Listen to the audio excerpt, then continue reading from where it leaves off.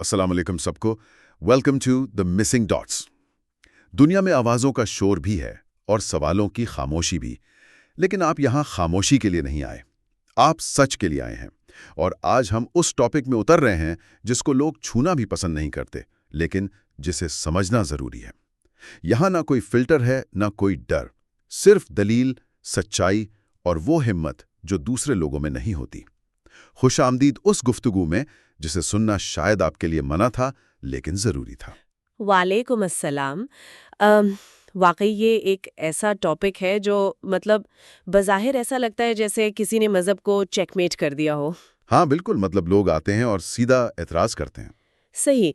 ایک عام شخص جب قرآن کھولتا ہے نا تو ایک جگہ دیکھتا ہے کہ یہ کام کرو اور پھر دوسری جگہ پڑھتا ہے یہ کام مت کرو، تو وہ فوراً کہتا ہے کہ دیکھیں کیا خدا نے اپنا فیصلہ بدل لیا.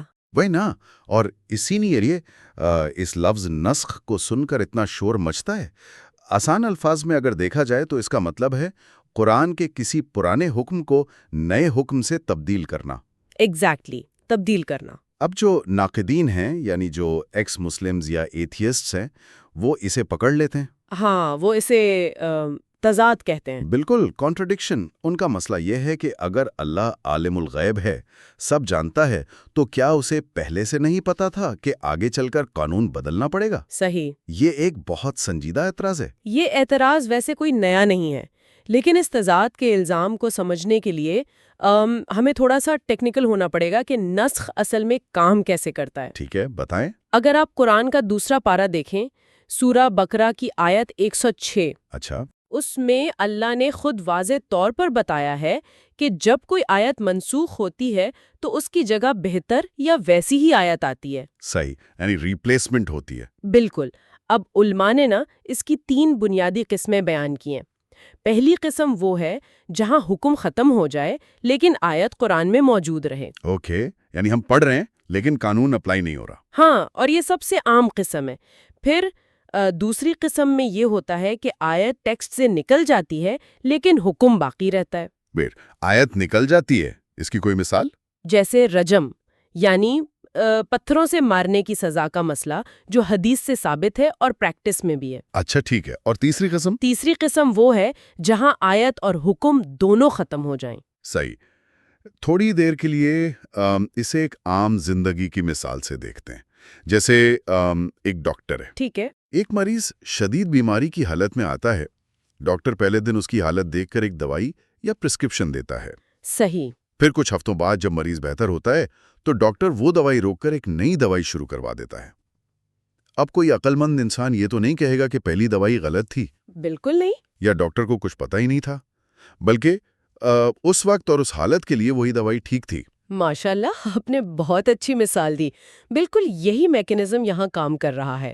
اسے اسلامی اصطلاح میں تدرج کہتے ہیں. تدرج یعنی آہستہ آہستہ تبدیل کرنا. ہاں، گریجولزم.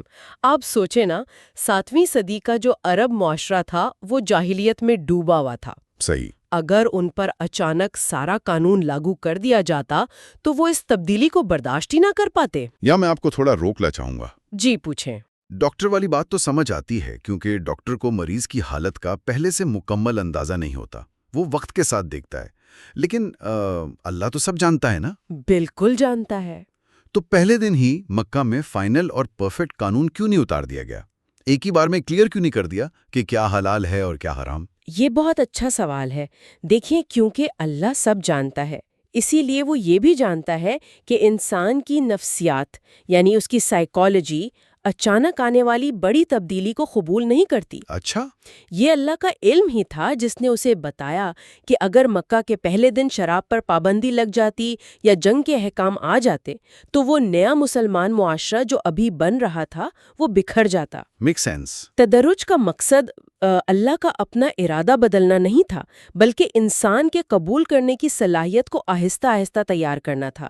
یہ اس کی حکمت اور رحمت ہے. تو مقصد قانون کو تھوپنا نہیں تھا، بلکہ لوگوں کو قانون کے قابل بنانا تھا. ایگزیکٹلی. اگر ہم اس ڈاکٹر والی مثال کو ریئل ہسٹری میں دیکھیں تو سب سے واضح مثال شراب کی ملتی ہے. عرب معاشرے میں شراب تو ان کی ثقافت کو ایک بہت گہرا حصہ تھی، بنیادی حصہ تھی. ہاں، تو اسے اچانک چھوڑنا تو ان کے لیے ناممکن تھا. یہ تبدیلی ریئل ٹائم میں ہوئی کیسے؟ یہ تبدیلی 3 مراحلوں میں ہوئی۔ ٹھیک۔ پہلے سورہ بقرہ کی آیت 219 آئی، جہاں صرف اتنا کہا گیا کہ شراب میں نقصان زیادہ اور فائدہ کم ہے۔ اچھا، یعنی ان کو ایک تھاٹ دی گئی۔ ہاں، اس نے لوگوں کے ذہنوں میں ایک سوال پیدا کیا، انہیں سوچنے پر مجبور کیا۔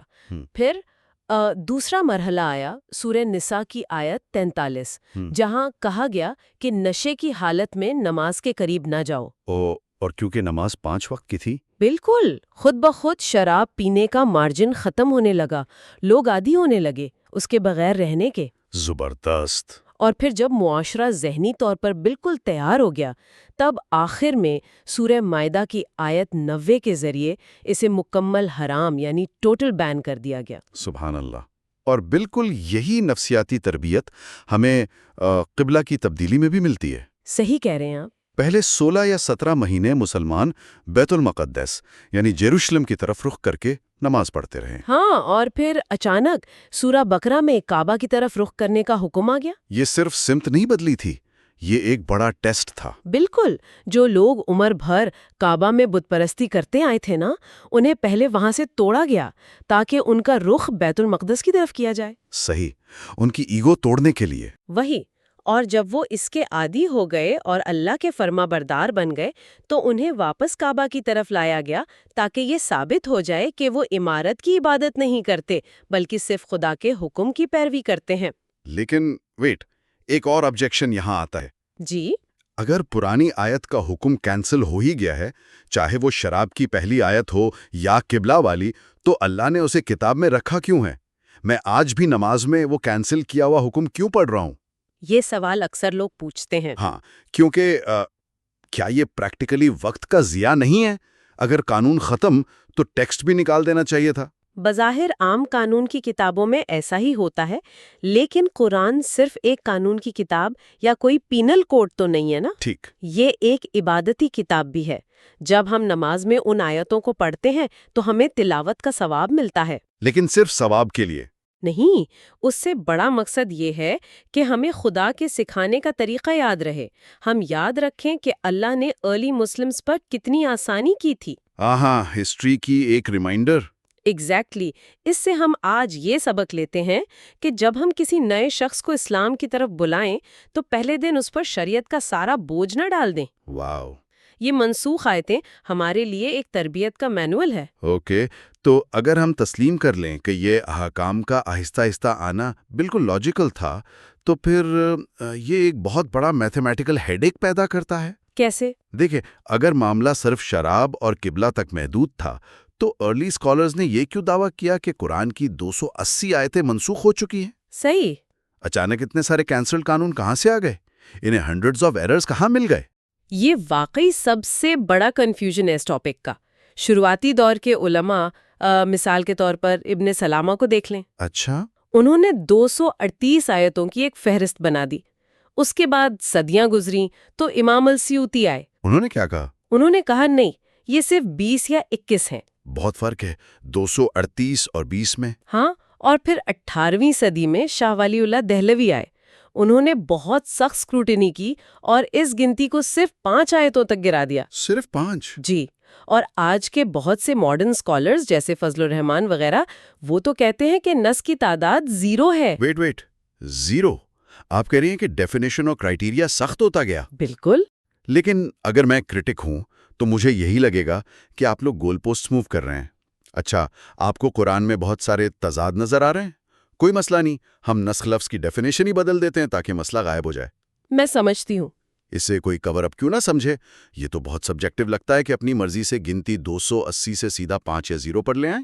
میں سمجھ رہی ہوں کہ یہ کور اپ کیوں لگ سکتا ہے، لیکن اسے ویسے دیکھیے جیسے ہم آسمان کو مختلف دور کی ٹیلیسکوپ سے دیکھتے ہیں۔ ٹیلیسکوپ؟ مثال دیں ذرا۔ جو ارلی اسکالرز تھے ان کے پاس ٹرمینالوجی کا لینس بہت وسیع تھا، جیسے ایک پرانی ٹیلیسکوپ جس میں ہر چمکتے چیز ستارہ لگتی ہے۔ اچھا۔ انہوں نے ہر اس آیت کو منسوخ کہہ دیا جس میں ذرا سی بھی تبدیلی یا کوئی ایکسیپشن آئی۔ یعنی ہر کلیریفیکیشن کو کینسلیشن سمجھ لیا۔ ٹیکسٹ نہیں بدلا بلکہ ان اسکالرز کے قانون سمجھنے کا ریزولوشن بہتر ہو گیا تھا۔ میں تھوڑا سا اور وضاحت چاہوں گا اس پر۔ ہائی ڈیفینیشن ٹیلیسکوپ سے مطلب ہے کہ انہوں نے پہچانا کہ آیت کینسل نہیں ہوئی بلکہ کچھ اور ہوا ہے. وہ کچھ اور کیا ہے؟ اسے شرعی اصطلاح میں تخصیص کہتے ہیں، یعنی قانون کو مخصوص کر دینا. تھوڑا آسان الفاظ میں بتائیں. فرض کریں ایک شہر میں قانون ہے کہ پارک میں گاڑیاں لانا منع ہے. یہ ایک عام حکم ہے. ٹھیک ہے. پھر اگلے سال ایک نیا بورڈ لگتا ہے کہ ایمبولینسز پارک میں آ سکتی ہیں. اب ارلی اسکالرز کا طریقہ یہ تھا کہ وہ کہتے پہلا قانون منسوخ ہو گیا ہے، نسخ ہو گیا ہے. کیونکہ ایمبولینس ایک گاڑی ہے اور وہ آ گئی. بالکل. لیکن بعد کے اسکالرز نے باریکی سے دیکھا اور کہا نہیں، پہلا قانون آج بھی لاگو ہے، گاڑیاں اب بھی منع ہے. نئے قانون نے صرف ایک ایکسیپشن، ایک تخصیص پیدا کی ہے. ہاں سمجھ گیا. جب علماء نے یہ ڈسٹنکشن کلیئر کی تو سینکڑوں آیات جو منسوخ سمجھی جاتی تھی وہ اچانک لسٹ سے باہر ہو گئی. کیونکہ وہ تو صرف ایکسیپشنز تھیں. صحیح. شاہ ولی اللہ کا اصول یہ تھا کہ اگر دو آیتوں کو کسی بھی طرح ملا کر پریکٹیکلی اپلائی کیا جا سکتا ہے تو وہاں نسخ نہیں ہوگا. اسی لیے لسٹ 5 پر آ کر رک گئی. یہ ایمبولینس والی مثال نے بات بالکل کلیئر کر دی. یعنی قانون بدلا نہیں تھا، صرف اس کی وضاحت ہوئی تھی اور ایکسیپشن دی گئی تھی. جی بالکل. لیکن اس سب کے بیچ ایک آیت ایسی ہے جس پر کوئی عام ایکسیپشن اپلائی نہیں ہوتی، جس پر سب سے زیادہ بحث ہوتی ہے. میں سمجھ رہی ہوں آپ کس طرف جا رہے ہیں. ایتھیسٹ ہو یا ایکسٹریمسٹ، دونوں اس آیات کو اپنے مقاصد کے لیے استعمال کرتے ہیں. میں بات کر رہا ہوں سورہ توبہ کی آیت 5 کی، جسے آیت سیف یا سورڈ ورس کہا جاتا ہے. جی. کرٹکس کہتے ہیں کہ اس ایک آیت نے قرآن کی امن، صلح اور رواداری کی 126 آیتوں کو کینسل کر دیا. کیا واقعی سورہ بقرہ کی وہ آیت کہ دین میں کوئی زبردستی نہیں کینسل ہو چکی ہے؟ یہ نسخ کے پورے ٹاپک کا سب سے بڑا اور خطرناک مغالطہ ہے. مغالطہ کیسے؟ دیکھیں، کلاسیکل دور کے کچھ علماء نے ضرور یہ رائے دی تھی کہ آیت سیف نے امن کی ساری آیتوں کو منسوخ کر دیا ہے. انہوں نے اسے بہت بلینکٹ لیول پر اپلائی کیا. صحیح، جسے بلینکٹ ایبروگیشن کہتے ہیں. ہاں، لیکن جو بے حد محقق اور کلاسیکل اسکالرز تھے جیسے امام ابن تیمیہ، اچھا، انہوں نے اس تصور کو سختی سے ریجیکٹ کیا. ابن تیمیہ کا اسلوب بڑا واضح تھا کہ اسلام میں ڈیفالٹ سٹیٹ یعنی بنیادی حالت امن ہی ہے. انسان کو صرف اس لیے قتل نہیں کیا جا سکتا کہ اس کا مذہب مختلف ہے. تو پھر آیت سیف کس کے لیے تھی؟ اگر آیت کہہ رہی ہے کہ مشرکین کو جہاں پاؤ قتل کرو تو اس کا کانٹیکسٹ کیا ہے؟ اس کے کانٹیکسٹ کو دیکھنا ضروری ہے. اور کہیں ایسا تو نہیں کہ ماڈرن اسکالرز آج کے گلوبل انوائرمنٹ، ہیومن رائٹس اور UN چارٹر کے پریشر میں آ کر اس آیت کو کانٹیکسچول کہہ رہے ہیں؟ یہ بہت سنجیدہ سوال ہے اور لوگ اکثر یہ پوچھتے ہیں، لیکن اس کا جواب کسی ماڈرن UN چارٹر میں نہیں ہے. تو کہاں ہے؟ خود قرآن کے انٹرنل ٹیکسٹ اور اسباب النزول یعنی نزول کے پس منظر میں موجود ہے. اگر ہم اسی سورت توبہ میں تھوڑا غور کریں تو آیت 5 سے ٹھیک پہلے آیت 4 موجود ہے. صحیح. وہ آیت واضح طور پر ان مشرکین کو اس حکم سے باہر نکال دیتی ہے جنہوں نے مسلمانوں کے ساتھ معاہدے یعنی ٹریٹیز کیے تھے اور انہیں نہیں توڑا تھا. تو ایکسیپشن آیت کے بالکل ساتھ ہی موجود ہے. بالکل. اور پھر آیت 5 کے فوراً بعد آیت 6 آتی ہے جس میں حکم ہے کہ اگر انہی مشرکین میں سے کوئی تم سے پناہ مانگے تو اسے پناہ دو. صحیح. یہاں تک کہ وہ اللہ کا کلام سنے اور پھر اسے اس کی امان کی جگہ تک پہنچا دو. یعنی ٹیکسٹ خود ہی بتا رہا ہے کہ یہ آیات عام لوگوں کے لیے نہیں بلکہ ان ایکٹیو کمبیٹنٹس کے لیے تھیں جنہوں نے غداری کی اور معاہدے توڑے. جی 100%. یہ رولز آف انگیجمنٹ تھے. ٹریزن یعنی غداری کی سزا تھی، نہ کہ دنیا بھر میں جنگ شروع کرنے کا بلینکٹ حکم. ایگزیکٹلی. یہ آیت معاہدہ توڑنے والوں کے لیے ایک اسٹیٹ کی طرف سے ملٹری رسپانس تھا. اس نے دین میں کوئی زبردستی نہیں کو منسوخ نہیں کیا. زبردست. دونوں آیتیں اپنی اپنی جگہ اور حالات کے مطابق مکمل طور پر لاگو ہوتی ہیں. اسی لیے جدید اور قدیم محققین دونوں یہ مانتے ہیں کہ 124 احکام کی آیتوں کے منسوخ ہونے کا دعویٰ بالکل بے بنیاد ہے. کانٹیکسٹ کو بیچ میں لانے سے میکینزم کتنا ٹھیک طرح سمجھ آ جاتا ہے. اچھا، اب اس ساری علمی گفتگو کو ذرا 21ویں صدی کی ریئل ورلڈ سے جوڑتے ہیں. ضرور. یہ سب تو ہسٹوریکل تھا نا، احکام آئے اور بدلے. لیکن پروفٹ کی وفات سے پہلے سورہ مائدہ کی آیت 3 نازل ہوئی تھی. آج میں نے تمہارے لیے تمہارا دین مکمل کر دیا۔ صحیح۔ جب دین مکمل ہو گیا اور وحی کا دروازہ ہمیشہ کے لیے بند ہو گیا تو نسخ کا کانسیپٹ بھی وہیں ختم ہو گیا۔ تو کیا اب احکام وقت کے ساتھ اپڈیٹ نہیں ہو سکتے؟ کیا قانون ہمیشہ کے لیے فریز ہو گیا ہے؟ دیکھیں، نسخ یعنی آسمان سے نیا قانون آنا اور پرانے کو کینسل کرنا، وہ تو بالکل بند ہو چکا ہے۔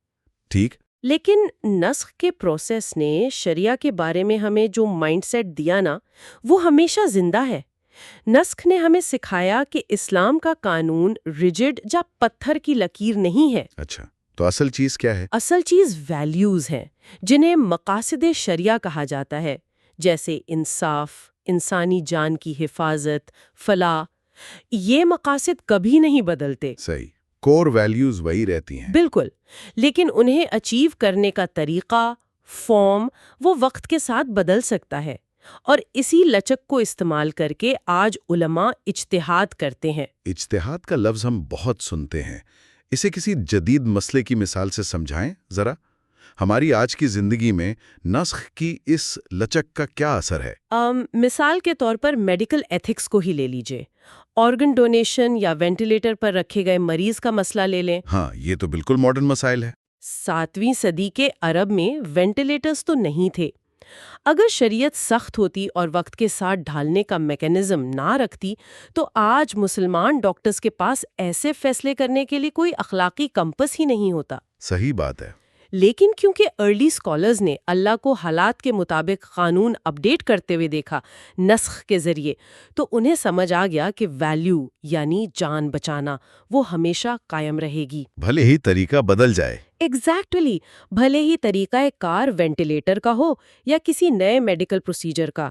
ماڈرن اسکالرز اس اسپرٹ کو آج کے وینٹیلیٹرز اور لائف سپورٹ پر اپلائی کرتے ہیں۔ دین کے مکمل ہونے کا مطلب جم جانا نہیں ہے، بلکہ اپنے اندر نئے دور کو ایبزارب کرنے کی صلاحیت رکھنا ہے۔ سبحان اللہ، یعنی قانون کی روح وہی رہتی ہے، بس وقت کے ساتھ اس کی فارم اپڈیٹ ہوتی رہتی ہے۔ بالکل یہی بات ہے۔ اس ساری گفتگو کو سمیٹتے ہوئے میرے ذہن میں ایک بہت گہرا سوال پیدا ہو رہا ہے جو میں اپنے سننے والوں کے لیے ضرور چھوڑنا چاہتا ہوں۔ جی بتائیں۔ سوچئے، اگر قرآن کسی انسان کی لکھی ہوئی عام کتاب ہوتی تو کوئی بھی مصنف، کوئی بھی آتھر اپنی کتاب میں ان رف ڈرافٹس یا ریویژنز کو کبھی باقی نہ رکھتا۔ صحیح بات ہے، وہ مٹا دیتا۔ ہاں، وہ کوشش کرتا کہ ان پرانی آیتوں کو مٹا دے تاکہ اس کی کتاب پرفیکٹ لگے اور لوگ اس پہ انگلی نہ اٹھائیں۔ لیکن قرآن میں اللہ نے اوپنلی ان بدلتے احکام یعنی نسخ کو ویسے ہی رکھا ہے، انہیں چھپایا نہیں۔ بالکل۔ یہ اس بات کا ثبوت ہے کہ یہ کسی انسان کا کور اپ نہیں ہے، بلکہ اس خالق کی تربیت کا حصہ ہے جو پوری طرح کانفیڈنٹ ہے، جو جانتا ہے کہ انسان ایک مشین نہیں ہے، وہ آہستہ آہستہ سیکھتا ہے۔ یہ بدلاؤ غلطی کا نتیجہ نہیں تھا، یہ انسانی فطرت پر خدا کی رحمت کی نشانی تھی۔ بے شک، عام طور پر ناقدین جس چیز کو قرآن کی کمزوری سمجھتے ہیں نا، دراصل وہی اس کے حق ہونے اور اس کی انسان دوستی کی سب سے بڑی دلیل ہے۔ قانون ہمیشہ انسان کی بھلائی اور اس کی صلاحیت کے مطابق ہی ہونا چاہیے، اور نسخ بالکل یہی کرتا ہے۔ صحیح کہا آپ نے۔ امید ہے کہ آج کی اس بحث سے بہت سی تہیں کھلی ہوں گی، اور جو تناؤ اس موضوع کے گرد بنایا گیا ہے وہ ضرور کم ہوا ہوگا۔ اللہ ہمیں توفیق دے۔ چلو چلتے ہیں۔ اس چینل دی مسنگ ڈاٹس کو فالو کرنا نہ بھولیے۔ شکریہ۔